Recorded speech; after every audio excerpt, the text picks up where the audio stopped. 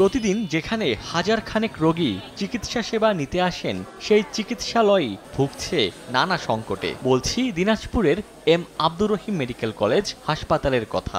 500 শয্যার এই হাসপাতালে ঠাকুরগাঁও, পঞ্চগড় ও নীলফামারী সহ বিভিন্ন জেলা থেকে চিকিৎসা সেবা নিতে আসেন শিশু ও বৃদ্ধসহ নানা বয়সী মানুষ। বছরের পর বছর অচল অবস্থায় পড়ে আছে এমআরআই ও সিটি স্ক্যান মেশিন। রক্ত পরীক্ষা আর এক্স রে করতেও যেতে হয় বাইরের কোনো ক্লিনিকে। ডাক্তার আসেন না সময় মতো। হাসপাতালটি ঘুরে দেখা যায় এমন চিত্র। জেলার একমাত্র মেডিকেল কলেজ হাসপাতালের এমন বেহাল দশায় ক্ষুব্ধ সেবা প্রত্যাশীরা। সিটি স্ক্যান, এমআরআই এগুলো আমরা এখানে হাসপাতালে পাচ্ছি না। উন্নত চিকিৎসা তো দূরের কথা, ন্যূনতম সেবা দিতেই হিমশিম অবস্থা দায়িত্বরতদের।